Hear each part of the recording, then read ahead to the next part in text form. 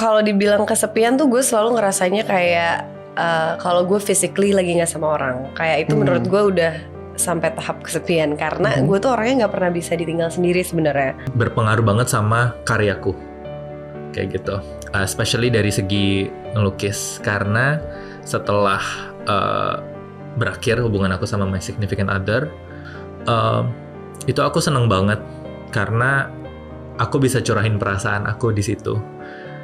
Dan itu yang pertama kalinya, karena biasanya aku tuh cuma ngelukis tuh kayak yang penting cantik.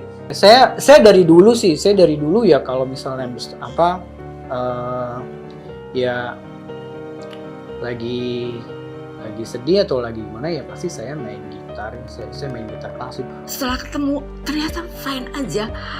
Ternyata gue nggak perlu marah sama dia karena si marah itu udah keluar di kertas yang tadi malam aku tulis gitu.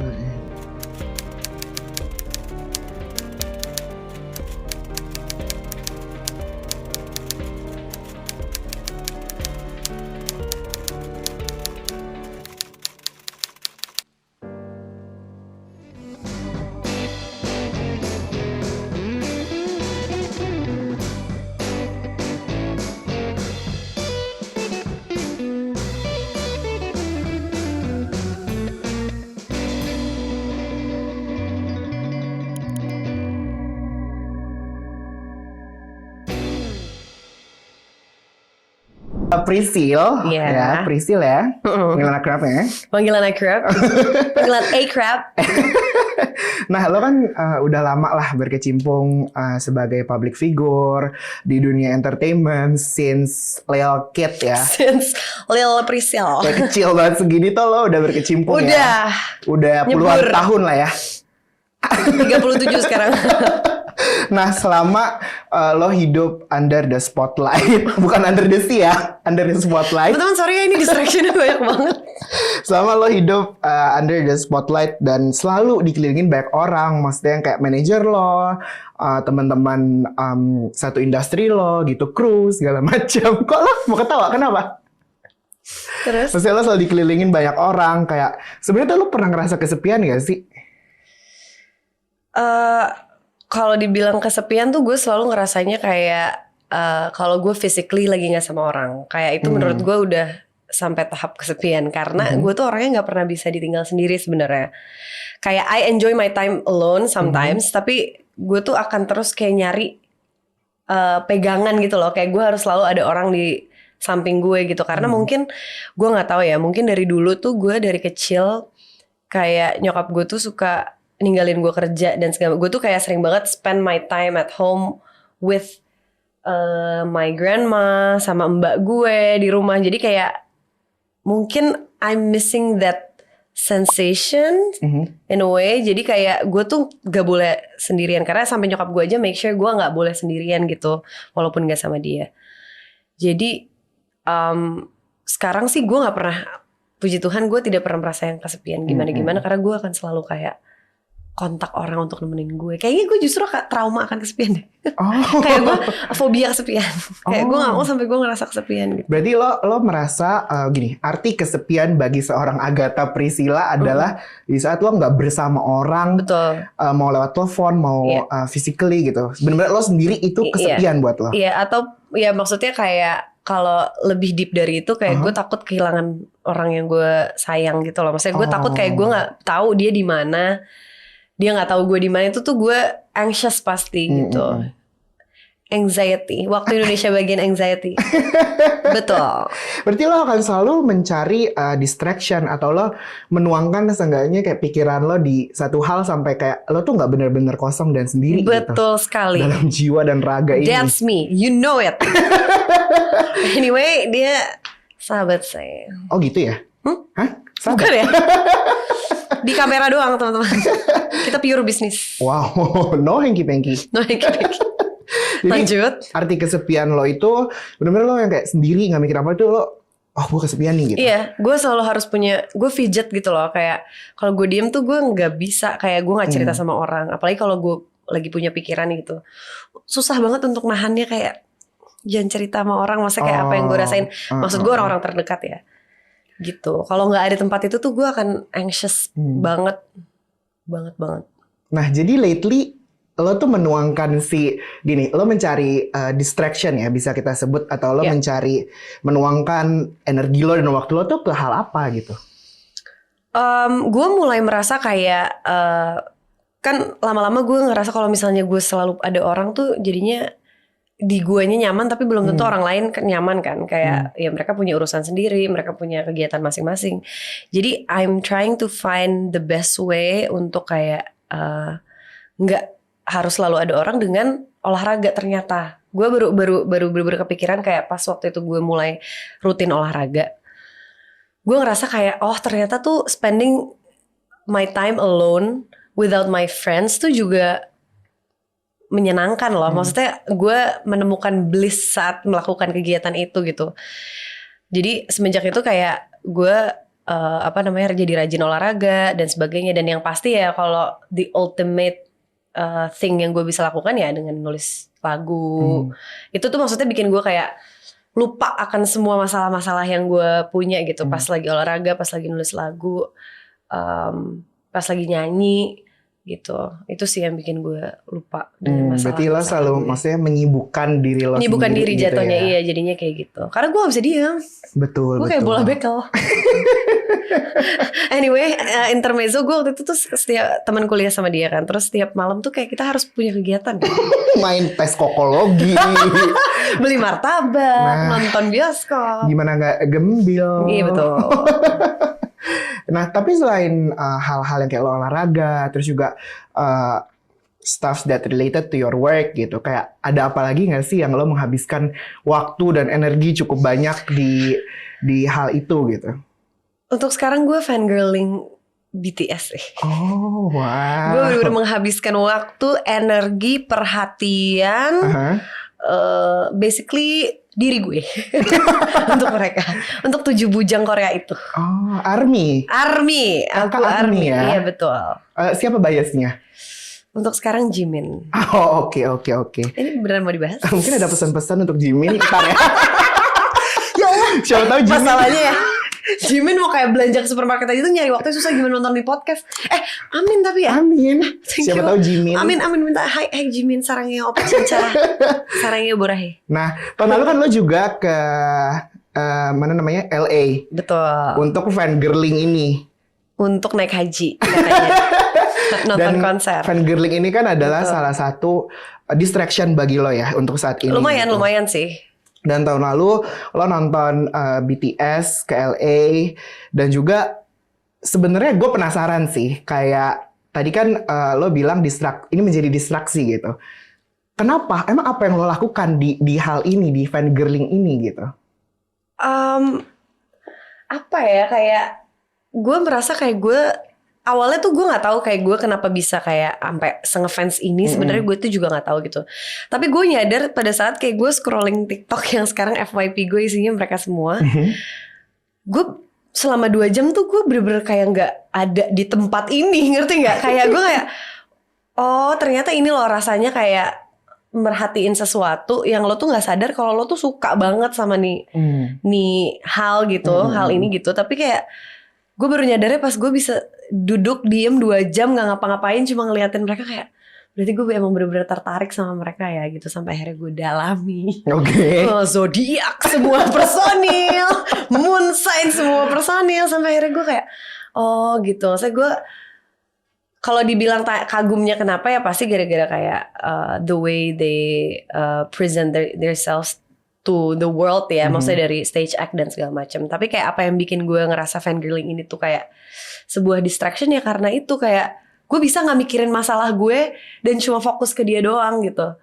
Kayak kalau misalnya gue sama teman-teman gue gitu, kadang kan gue masih bisa kepikiran kayak, apalagi kalau lagi gosip ya, kayak ngomongin masalah gue dan segala macam gitu. I need some time alone gitu, alone. Itu bener-bener gue ngerasa kayak oke, ini alone yang gue suka gitu. Kayak gue mau sendirian, gue mau gak diganggu. Gue nonton TikTok atau nonton video mereka atau lagi merhatiin mereka, gak diganggu sama orang lain gitu. Teman-teman sekalian, JJ ini kemarin tahun 2021 ya, 2021 Desember ya, 2021 masih JJ ini habis ikut pameran di Bali. Betul. Boleh silakan J diceritain. Oke. Jadi ini tuh beneran pameran pertama, bukan pertama juga ya, maksudnya pameran yang bener-bener pertama semuanya cat air yang kayak gitu. Jadi aku jadi mentor komunitas ini juga. Komunitasnya namanya IWCS, itu Indonesia Watercolor Summit. Dan dia itu kayak gimana ya, komunitasnya tuh hangat banget dan push me hard banget untuk akhirnya aku bisa ngelukis gede. Jadi kalau dalam cat air tuh kertas yang paling besar tuh di 56 kali 76 cm. Agak beda ya sama ukuran kita yang kayak A0, A1 gitu. Kalau di dalam cat air bilangnya imperial. Pokoknya itu gede lah, 56 kali 76 cm. Hampir A1 gitu kalau nggak salah. Nah, dan aku bisa bikin 2 karya.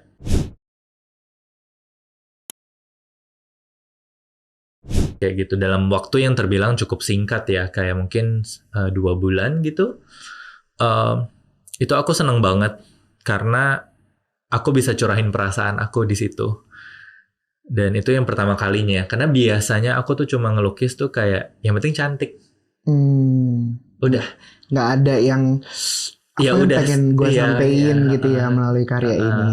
Dan di 2 karya yang ini, yang aku pamerkan ini, aku ngerasa kayak, wah gila, ini toh rasanya. Dan setelah aku ngelukis itu selesai, kayak udah, it stays on the painting. Jadi akunya tuh kayak lega, kayak gitu. Emang masih ada, cuma nggak jadi beban lagi yang kayak gitu. Dan jadi lebih aware lah kalau misal emang ya hanya aku yang bisa kontrol ini semua yang kayak gitu. Cause it's my feelings, it's my emotions. Dan jadi itu kayak seru banget deh pamerannya. Dan aku kayak pengen lagi bisa ngerasain kayak gitu. Itu sih kurang lebih kayak gitu. Oke. Nah, mungkin teman-teman yang penasaran karya apa yang dibawain sama JJ, ada nggak J di Instagram? Ada. Ada kan? Nanti bakal kita mention di bawah sini. Benar. Instagramnya JJ apa. Bagi kalian yang penasaran kayak gimana sih karya-karya JJ, silahkan dicek langsung ya. Nah, J,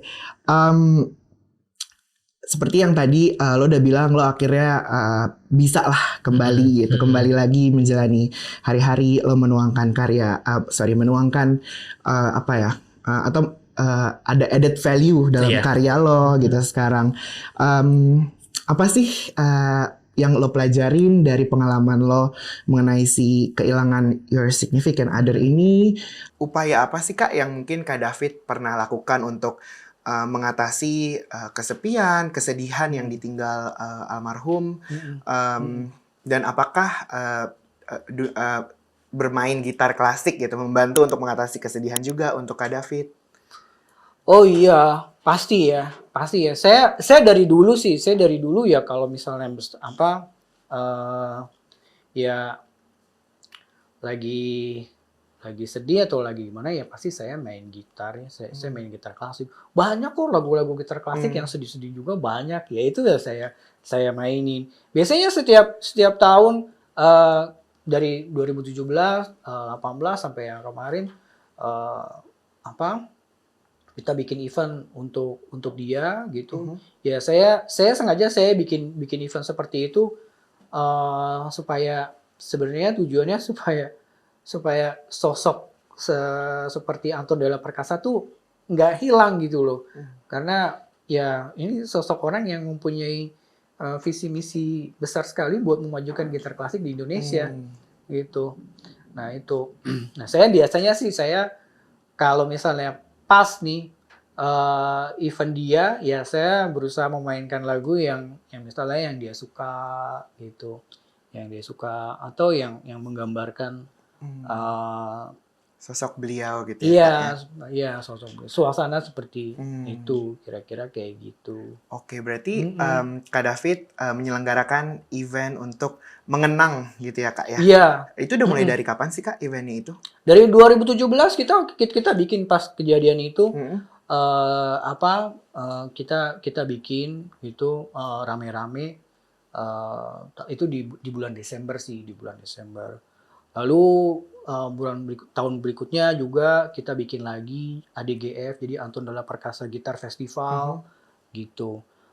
Tapi yang tahun kemarin ya, itu hanya konser aja karena kan masih itu ya masih proses. Jadi Pandemi, kita dihadiri dengan teman-teman dekat sama pihak keluarga aja, Berarti sama pihak keluarga. kedepannya akan tetap terus ada si konser festival ini gitu ya Kak ya untuk Kalau saya mengenang. pribadi pokoknya setiap tahun saya mesti buat gitu. Kalau saya pribadi saya mesti buat dan biasanya juga teman-teman suka mensupport kok, suka mensupport.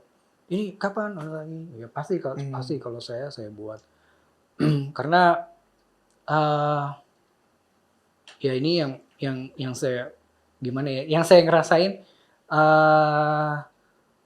dulu hidupnya dia tuh ke saya ini banget ya.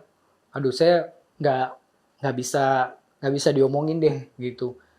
Ya udah ini apa timbal balik saya buat dia gitu. Sampai ya pokoknya orang mesti tahu sosok Anton Della Perkasa ini seperti apa. Oke, berarti sebagai bentuk rasa terima kasih dari Kak David sendiri supaya Kak David ingin memberitahukan kepada orang-orang gitu ya Kak ya bahwa sosok ini loh berjasa buat saya, akhirnya saya buatkanlah konser dan festival ini. Iya, gitu ya, secara pribadi ya itu saya karena memang dulu waktu semasa hidupnya juga saya tidak bisa banyak menyenangkan beliau ya gitu. Terakhir itu kan gini ya, kalau misalnya kita mau bikin event itu pasti harus ada waktu yang dikorbankan. Ya mungkin kita punya latihan dikorbankan gitu kan. Nah, sosok Anton Della Perkasa itu ya yang banyak mengorbankan buat orang banyak dibandingin dirinya sendiri. Sampai suatu saat dia bilang, "Maestro, saya kepengen banget deh recital." Oke, saya support, saya dukung. Maestro mau main lagu apa? Programnya ayo kita bikin. Nah, itu belum kesampaian, belum saya bikinin, beliau udah keburu meninggal. Oke, Gitu. berarti konser inilah yang menjadi Iya, kadang-kadang kan gitu ya. Jadi kita mesti gantian nih, gitu. Kalau kita lagi sibuk kan semuanya kita yang kerjain, gitu. Kadang bikin event ini udah terlalu sibuk, waktu buat latihan nggak ada atau kurang, gitu. Nah, akhirnya ganti-gantian, gitu. Kalau saya lagi bikin event konser, dia bantu saya, dia support saya.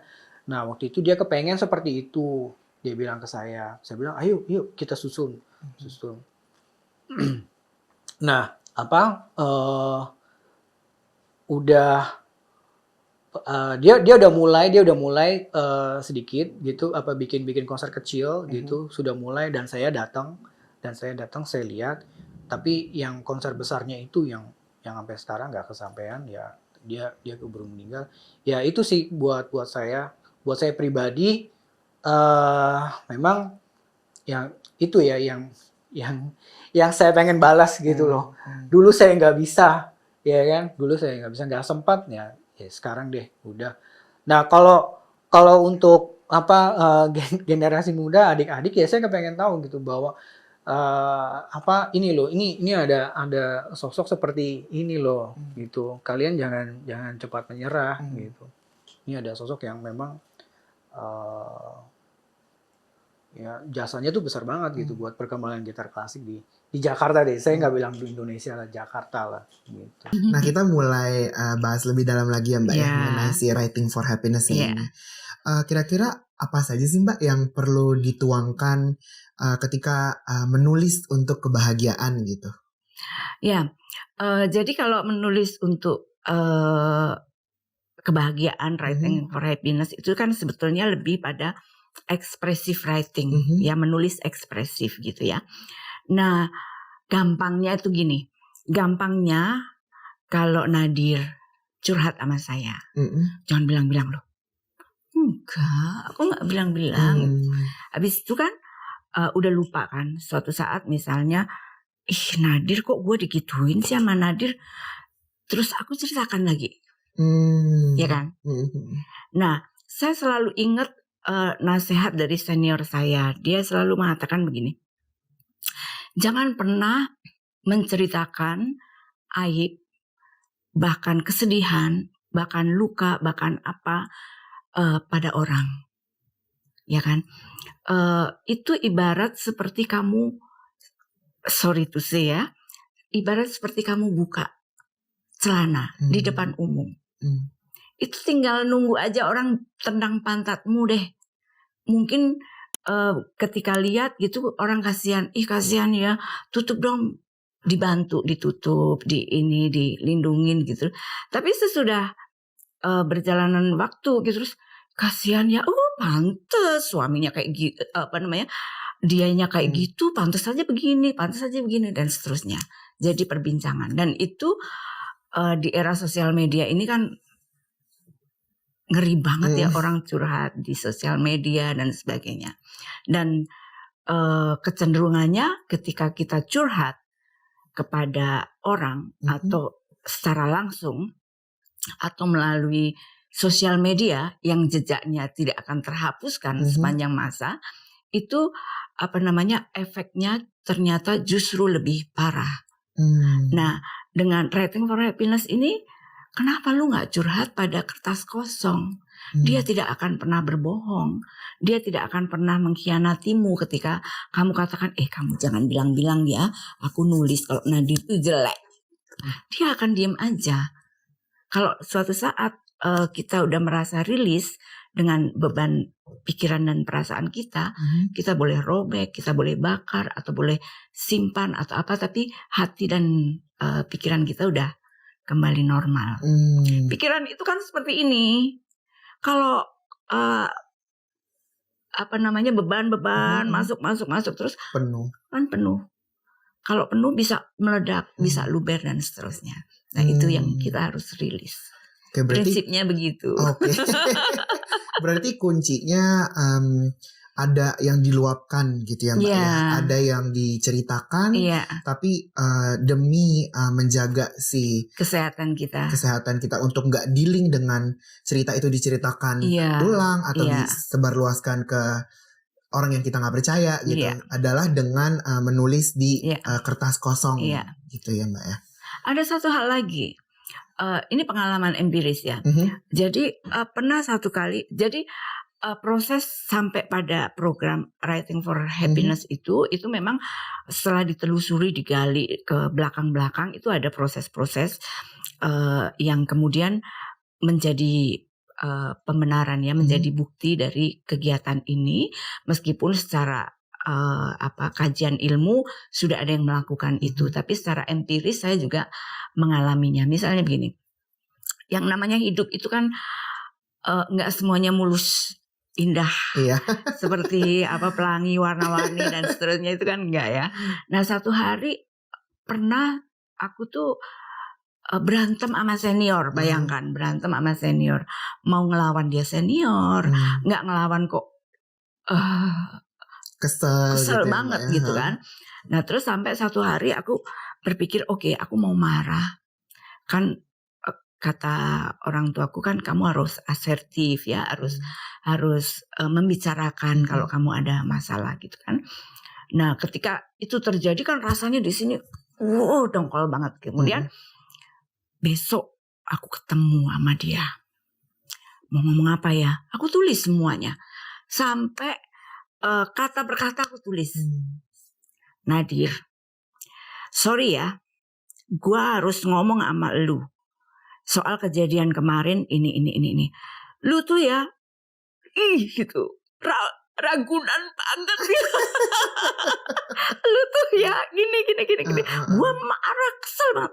Terus habis itu aku baca lagi, yang ragunannya tuh hapus deh, kayaknya kasar banget deh gitu kan. Jadi ada proses kita memberi kesempatan pada diri kita sendiri untuk berinteraksi. Nah, besoknya setelah ketemu ternyata fine aja. Ternyata gue gak perlu marah sama dia, karena si marah itu udah keluar di kertas yang tadi malam aku tulis gitu. Jadi besoknya gue tuh kesel banget loh sebetulnya, pengen bilang A, B, C, D, E, tapi ya gak apa-apa. Dan proses itu bisa dilakukan dengan lebih rileks dan lebih santai gitu, tanpa ada kata-kata yang tidak perlu menyakiti orang lain lagi gitu.